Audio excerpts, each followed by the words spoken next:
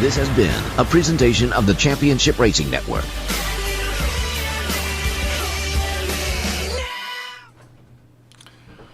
Welcome into this week's edition of the After the Show, where we got done with our 2 hours of radio and CRN Live combined, and now all CRN Live. CRN Live all the time. Thank you for joining us.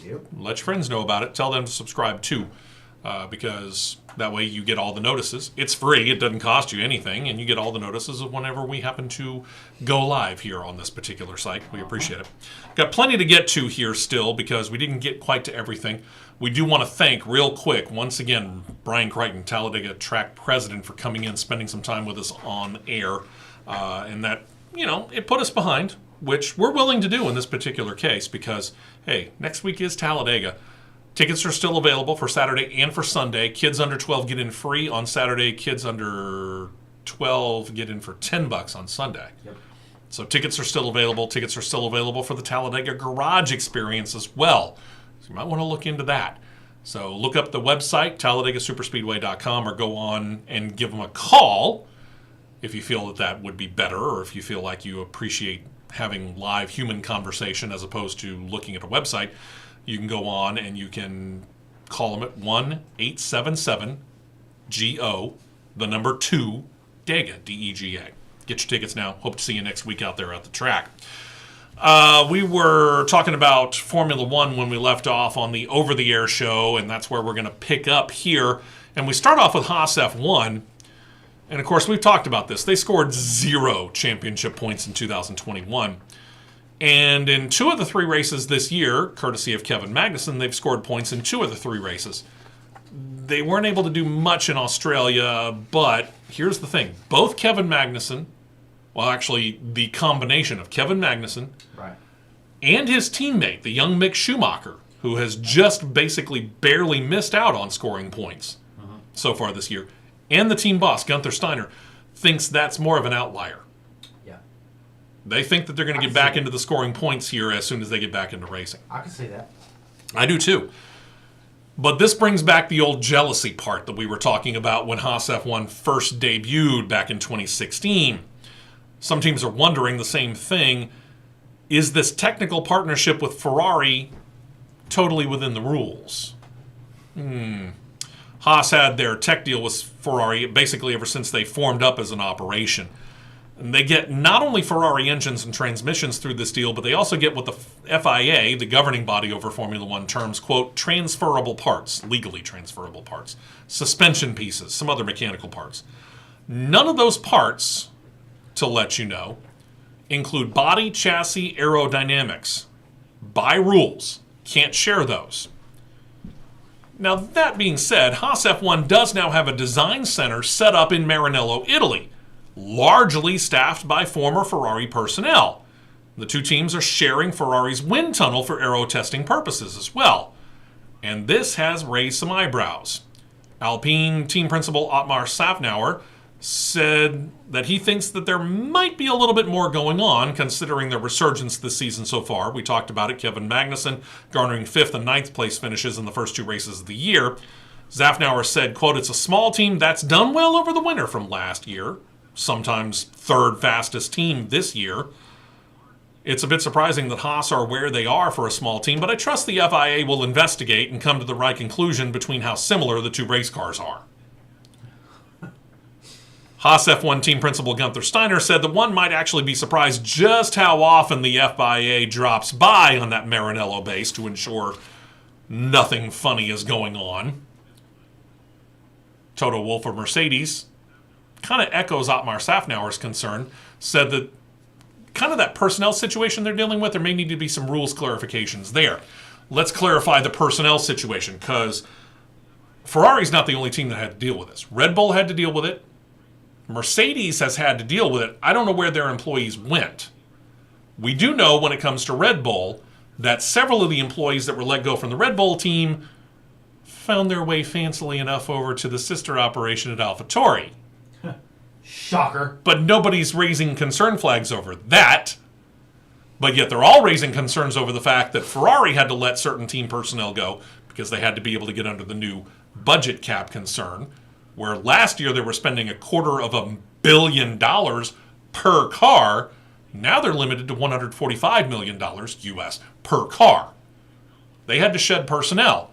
Haas F1 wasn't anywhere near that when it came to their particular cap situation, so they were able to bring on the former Ferrari personnel. I'm sorry, folks. If I were in Gene Haas's situation, I'd have done the exact same damn thing. Pardon my French, but yeah, I would have done the exact same thing. Because these are people that know how to work on a Formula One car. And they've worked with Ferrari, which means they know the language that I need to know for the equipment that we do share. To me, this is a non-story, but they're all raising red flags. Well, simply put, it's from Ferrari is 3-0 this year. Yeah.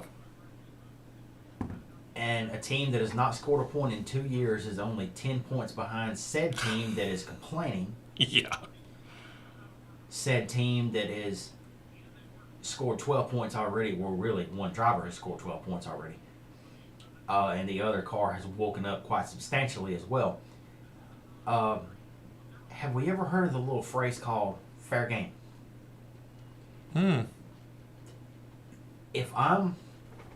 I'll say this. If I'm the team boss at Haas, Yeah. if I'm Gunther Steiner. Who was turned into quite the celebrity, by the way, thanks to the Netflix series Formula One Drive to Survive. Yes, he has. and I'm looking around, and I've got it, and Steve over here is one of the lead engineers at Ferrari. Okay. All right, because of budget cap concerns, he's now out. Sure. Guess who I'm calling? Because I've got funding gap to fill. Yeah. Calling that guy. Uh-huh. Hey, you want to come over here and just work on our car? We pretty much got the same thing you got. Yep. You can just help us translate. Sure, I'm coming. Click. That's called fair game. Toto Wolff added this, quote, everybody deserves to perform well. People should get credit when they have done a good job. But some of the job hopping or entity hopping on the same premises is just creating arguments that are not necessary for the sport. Again, as I mentioned it, not only Ferrari, but Mercedes and Red Bull had to shed personnel to get down to the new for 2022 spending cap. Not only did Haas F1 pick up numerous former Ferrari personnel, Alfa Romeo did well. They're the other Ferrari customer team. Mentioned it, Red Bull shed about 100 people. Many of them, not all of them, but many of them moved over to the sister AlphaTauri. But Wolff concentrated on the American team. Quote, Haas has made a huge jump from being last into solidly being Q3 in Bahrain. So that's an interesting step. Get over it. Step up your own game. Mclaren, which gets their engines from Mercedes but otherwise does everything else in-house, is kind of generically critical of technical partnerships. Team principal Andreas Seidel said, quote, in Formula One, the maximum you should be allowed to share is the power unit and the gearbox internals. There should be no sharing of any infrastructure and so on. We know from the FIA that's difficult to police, and if something is not possible to police, then you need to ban it. I disagree with that wholeheartedly. We're going overboard on this. Very overboard. Remember, this is a team that said, before even the 2021 season began, last year's season, when they scored 0 points, they said they were punting on the 2021 season because they knew that there were some new regulations, significantly new regulations, enough to the point where they said, you know what, we're punting on 2021. We're putting all of our development interest into the new for 2022 car. We want to be prepared for that. They had a year plus to work on this car that has debuted. It's called doing your homework. They did their jobs. Where have we heard that before? Do your job. They did their jobs. Get over yourselves. If you're jealous of Haas F1, well, work your butt off and become better. Otherwise, shut up. Take your whipping and move on. Haas F1 spent the entire year getting whipped up on by you. Now it's their turn. Correct. Let them have their moment in the sun of being a revitalized, recharged team. But Toto, buddy, you need to worry about your own cars. Uh-huh. You got plenty to worry about because guess what? Kevin Magnussen Lewis Hamilton on a couple of occasions this year. Because Boss Lady Susie's team has scored more overall team points than your team has. Ooh. Smack. The FIA, by the way, has named a new president of their single-seater commission. You might not have known that they had one.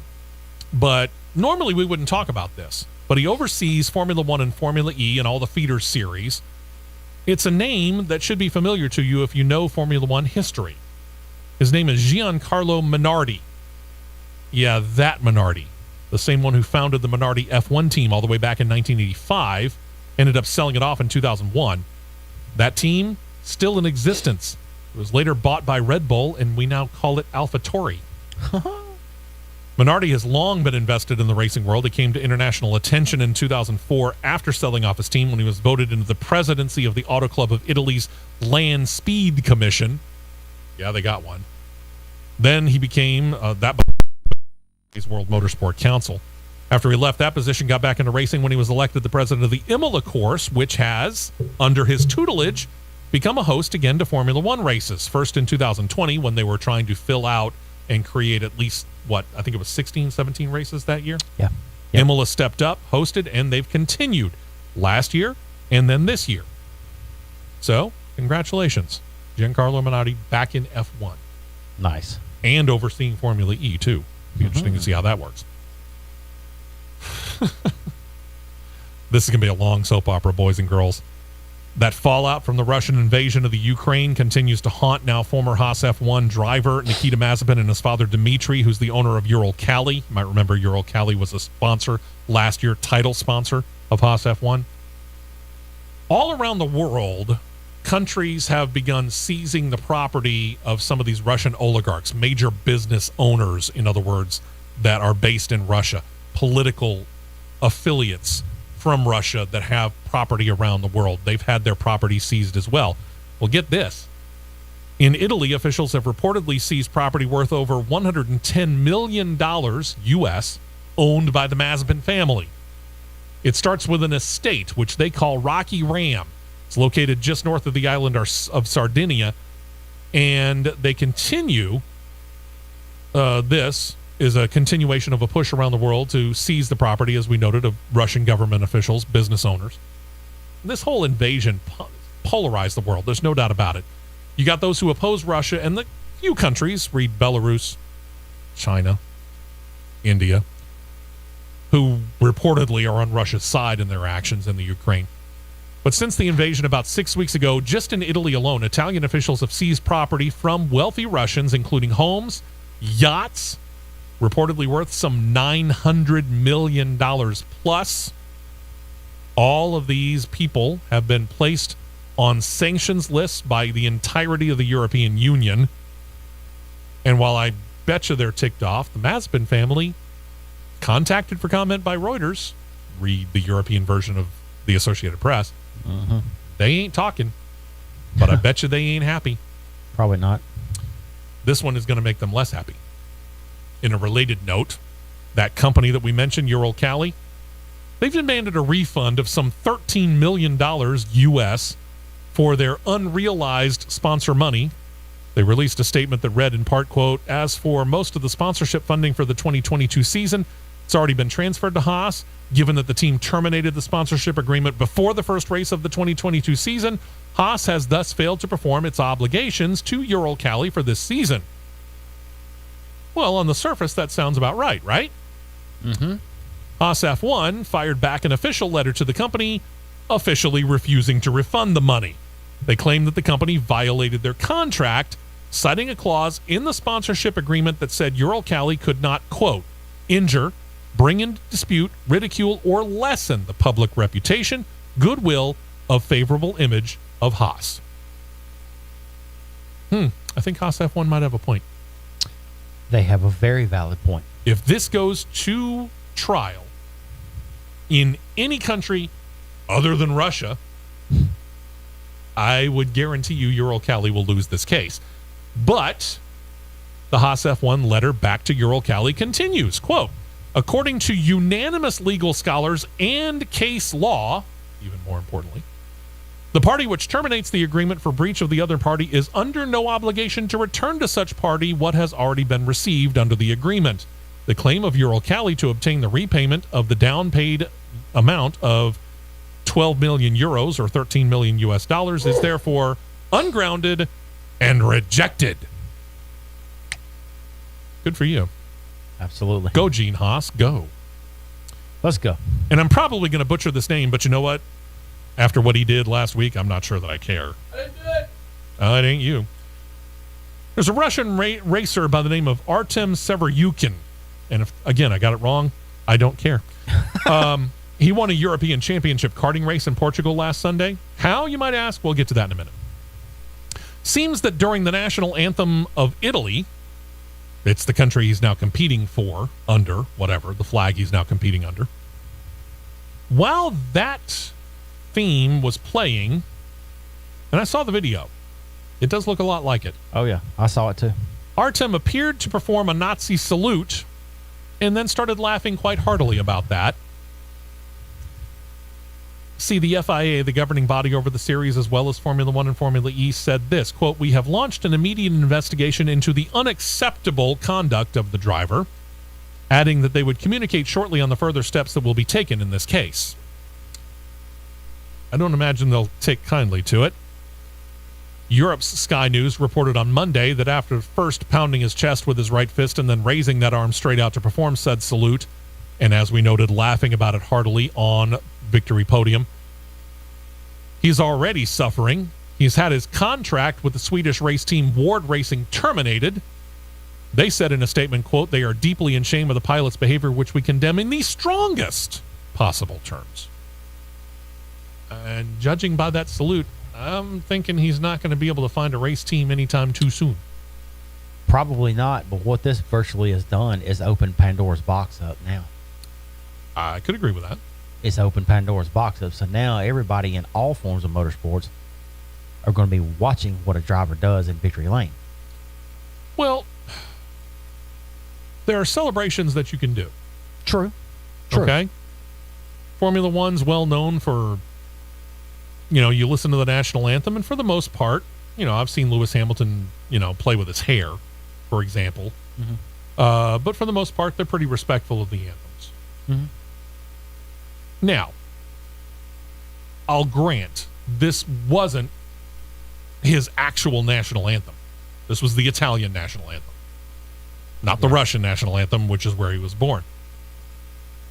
But at the same point in time, have a modicum of respect. Yeah. I mean, even if you're not singing along with it or whatever, have enough respect to stand there with your arms by your side. I don't know what you're doing, pounding your chest and putting your arm out at the angle like the Hitler salute. It makes zero sense to me. Yeah. I don't know why you would even think that anybody would find that funny. I don't care how old you are. I don't care, apparently, how few brains you got. Because to me, that's a brainless action. Very. How in the world do you think that's funny? Because if you were here's the second part of it. If you remember your history, when World War II actually got underway, Italy was an ally of, that's right, Hitler. So in a lot of ways, you've actually done two stupid things in one. Mm-hmm. You've done the Hitler salute, number one, and number two, you've taken the country that you've begun racing under their flag of, and you've reminded them of a rather questionable past under an idiot ruler, a despot, a fascist ruler in Mussolini. Yeah, ain't nobody going to be too happy with you, dummy. No. Not at all. Congratulations. I hope you enjoyed your racing career. It's now effectively over. Hope you enjoyed it. Hope you had fun. Much. Dumb kids. You said you had a soapbox thing for Formula One. Have we dealt with that yet? We have not dealt with that yet. Would you like to deal with it now, sir? Sure, why not? Okay. So, we have the second U.S. date Miami. in a couple of weeks. Miami. This ought to be good. Oh, it's going to be. I've seen this. I know where he's going. Does anybody, and by all means, anybody watching via YouTube, you can put it in the chat session. Go ahead. Take your guesses. Does anybody want to take a wild guess as to how much that, hang on, let me get back to it. And I want to read this word for word, Okay. verbatim. Does anybody want to take a wild guess for 2 seats at section D2, row 20, seats 23 and 24 in the family grandstands for the Formula One Crypto.com Miami Grand Prix in a couple of weeks? We remind you these are the family Grandstands. I've seen the answer to this, but I'm just going to give everybody a hint. Well, You could probably get super duper VIP passes to any NASCAR race. oh, sure. 10 times over. What was when we asked you this question, John, at the beginning, what was your first guess? I was thinking, $500 to $1,000, Okay. somewhere around in that range. Yeah, you were somewhere in the 500 range on your first guess. And we just looked at him and went, up. Keep going. Keep going. Up 15. Keep going. These going. 2 tickets set back this person what? $2,120 for 2 seats. Folks, I didn't buy tickets to the Garth Brooks concert at the upcoming concert at Progressive Stadium in downtown Birmingham because it was going to be $95 per pop. I wanted to buy tickets to the Garth Brooks concert, but I didn't buy tickets to the Garth Brooks concert because I wasn't willing to lay out for 1 ticket just shy of $100. What are the odds that I'm going to lay out $1,000 for 1 ticket to an F1 race? Less than 0. Wait a minute, let me rephrase that. Yes. Squat. Nil. None. Hey, if you're willing to lay out the money, congratulations. And from what I understand, the tickets are selling at a fairly brisk pace. But dang, dude, that's a massive layout. Huge. They're selling at a brisk pace, really? Yeah, they are. At $2,000? Yeah. Yeah, okay. Somebody's more wealthy than I. Oh, yeah. Oh, since we're on this ticket, since we're on this kick, let me say this again. 3 tickets at the start-finish line at Montreal. Uh-huh. 3 tickets. Start-finish line. Start-finish line. Base. Straight from F1 website. $517.50 a piece. Ouch.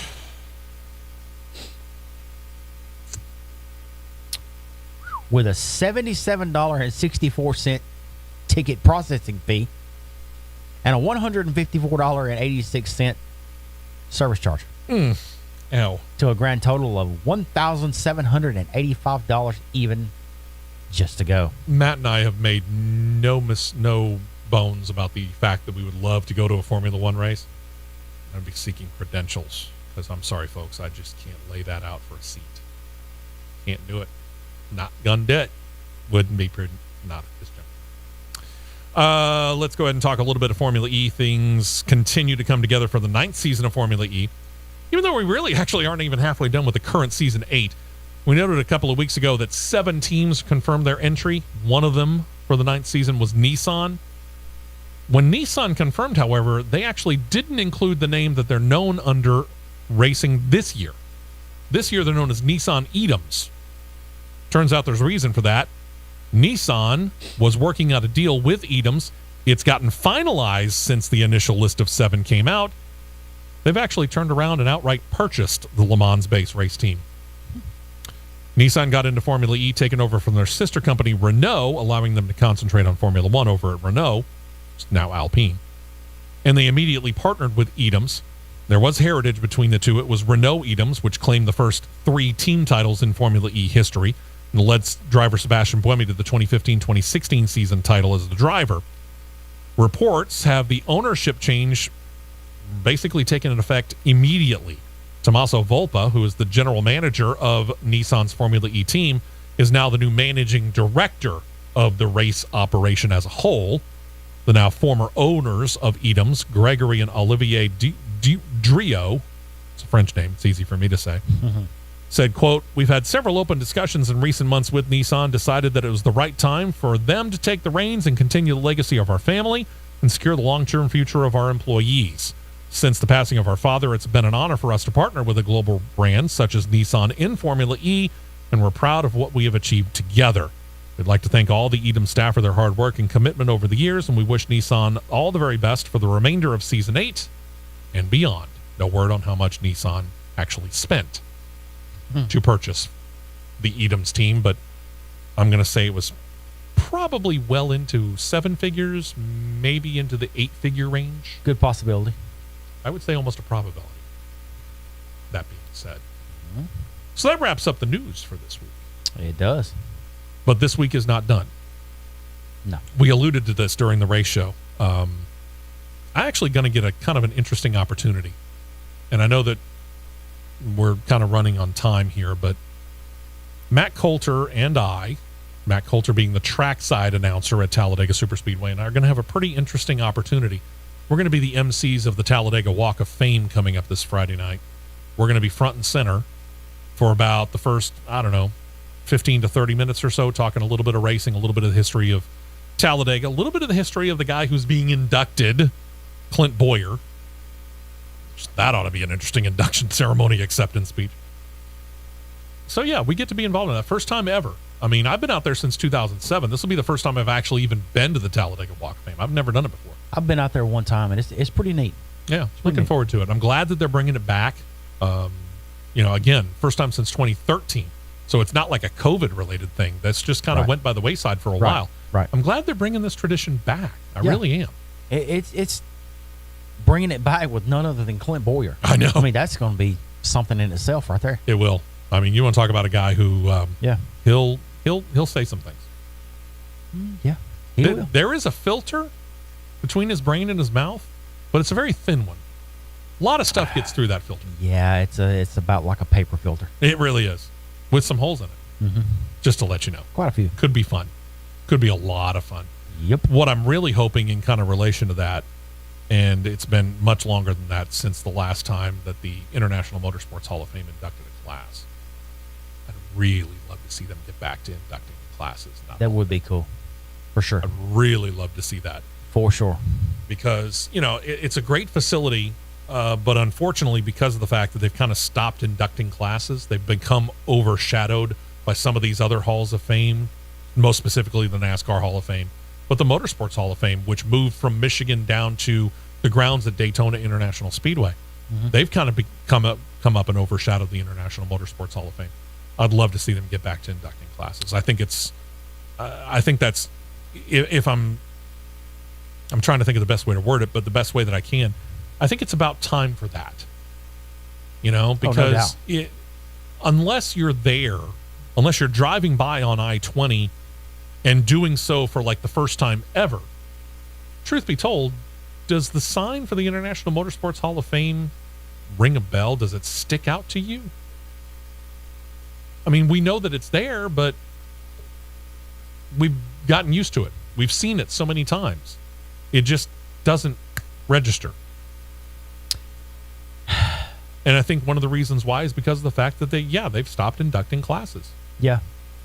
But, I mean, with last year with a well-known name in Birmingham television taking over being the executive director. Sure. Mike Rada. Yeah. He's done some serious revamping out there, and it's coming along. Yeah, he has. It's coming along for sure. We might try and see if we can't get Mike Rada on and see if there are plans at some point in time, if he's willing to talk about it. Because we mentioned this, and we're held to secrecy. But there are some plans, once this spring race is done at Talladega Superspeedway, to do some work on the track facility over the course of the summertime and be ready for something new. It's not like Big Bill's Garage experience, but it is something that will benefit the fans that will debut in October at the October race. Yep. So it may be something that he can't necessarily unveil if he does have plans to do it, but it'd be nice to think that at least they've considered it, that they've been talking about the idea of, hey, you know what? We could get back into inducting classes in the International Motorsports Hall of Fame. For sure. Because you want to talk about being in some pretty elite company. International Motorsports Hall of Fame, if you haven't gone through that area, there's some names down there that will blow your mind. Some interesting sights for sure. Absolutely. No doubt. So hopefully they'll be able to make that work. As far as us, we've done our work for today, so we're going to go ahead and wrap things up. Next week, No promises. And I'll tell you why. All three of us are kind of scattered to the wind. Yeah. And at this point in time, it's really looking like I'm going to have to be up in the PA Tower next Saturday at 8 a.m. Showtime. We may not have a show next week. Yeah. Or if we do have a show, it'll be a highly modified show that'll probably look a whole lot more like Matt Nicholson and the host of this particular place right here, Grady Sapp. We'll see. Yeah, Again, we don't know. there's quite a few moving pieces that's got to be put into place just to be able to see. Again, this thing is so fluid that we can't even tell you whether or not there will be any show of any kind. Yep. But if there is, we'll let you know about it right here. Our producer, John Myers, will let you know sometime over the course of the week on CRN Live. We appreciate you checking it out. Don't forget to tell your friends about subscribing to CRN Live. Don't forget about our social media sites, Facebook, Instagram, Twitter. I think that's it. Mm-hmm. And don't forget about that website that John's worked so hard on. I was about to say, you've Yeah. got the most important, I didn't forget about it. absolutely I dire saved the best for importance. last. I saved the best for last. Okay. CRNradio.us. Remember CRNradio.us. Yeah, and we say this every time, but it needs to be reminded. Remember, it's .us. If you go to crnradio.com or .net, that ain't us. That's an entirely different entity. We ain't affiliated with them. crnradio.us, that's the three of us. Mm-hmm. Yes. So go there, check it out. Again, go on to CRN Live on YouTube. YouTube, just put in the search engine, CRN Live. That's us. Subscribe there. Tell your friends about it. Have them subscribe too.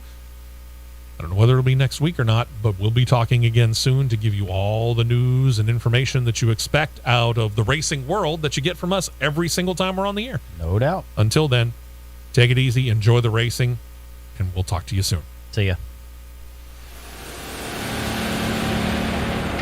This has been a presentation of the Championship Racing Network.